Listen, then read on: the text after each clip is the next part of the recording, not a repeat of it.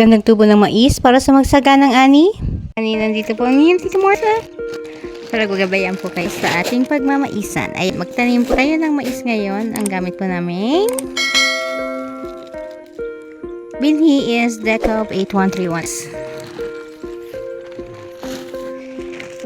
Imimix po natin ang ano ang imimix?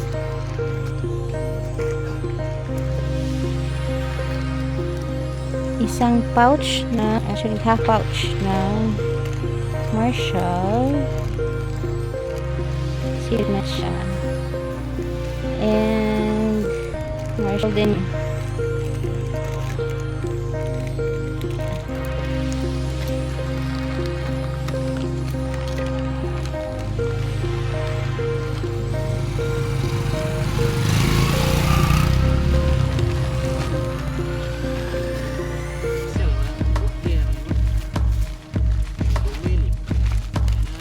Redomil half sa isang pouch din ng Redomil.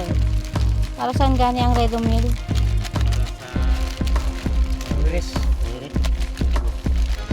Fungicide siya. Fungicide ang Redomil, tapos ang Marshall is seed treatment.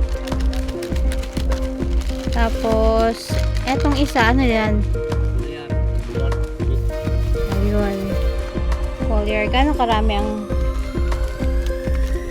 foliar siya?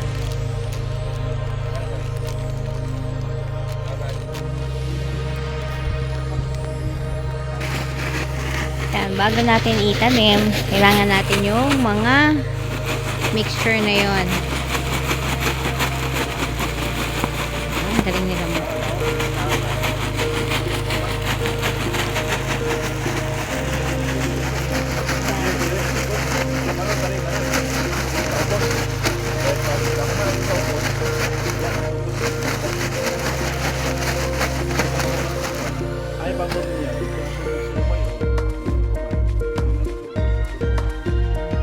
Ito po yung lupa na pataniman natin, and ito nga po palang ano natin, yan, from here to here is 60 cm po yan siya.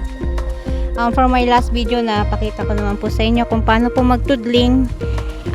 Bali yung spacing niya is 60 cm. Tapos ang spacing po natin sa ating pagtatanim is 10 inches. 10 to 12 inches po. Yan. Samahan niyo po ko habang nagtatanim tayo ng ating mga mais.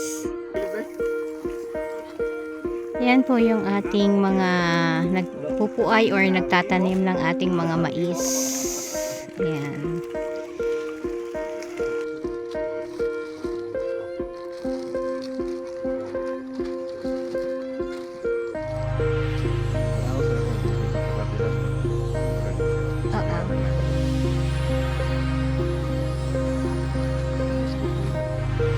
Bali, tinatanim natin ang ating mga mais dun sa tudling. Ito yung pinakatudling. Yung na-heel bali niya. Yan yung tudling. Tapos,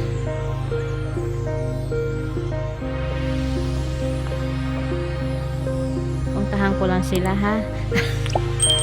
Ay, walang pauban sila. Kung makikita nyo naman po, malambot ang ating lupa. Actually, last night nag-ulan siya. Ito po yung ideal na soil sa ating pagtatanim. Kasi po, pag ganito po ang soil natin, maganda po ang root system natin. Nakakagalaw po ng maigi ang ating mga ugat ng ating mga mais. Ang tawag po sa aming tatanim ng mais is pagpuay. Ganyan po.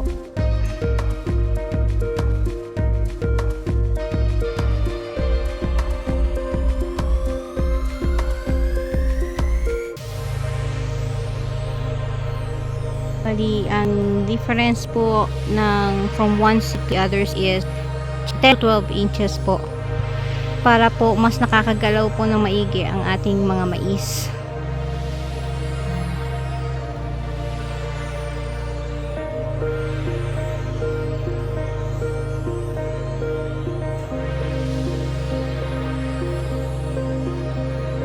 Ayun po, to recap po, bali, ang tinatanim po natin ngayon is Deca of 8131S.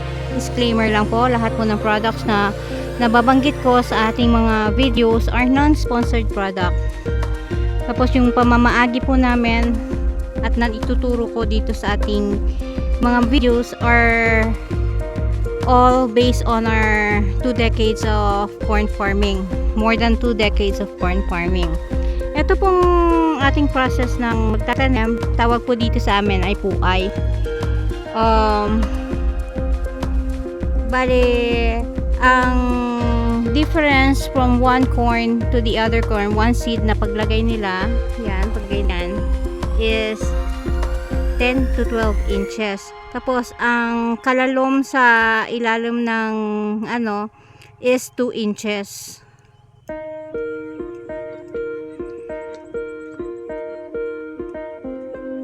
Ganyan po ang natawag natin puay.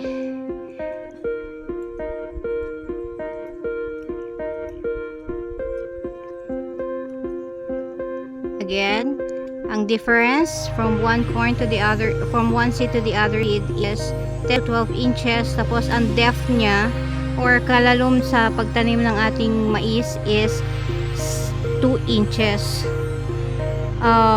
Kailangan po ang ating lupa is granuled.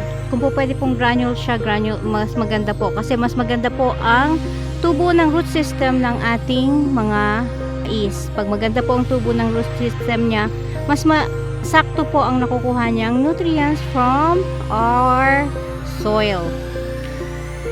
Yun po, sana po may natutunan kayo sa ating munting video. Nandito po ulit ang inyong Tito Martha saying happy maisan everyone. Love you all, God bless us all, and take care. Have a great day everyone. Thank you for watching.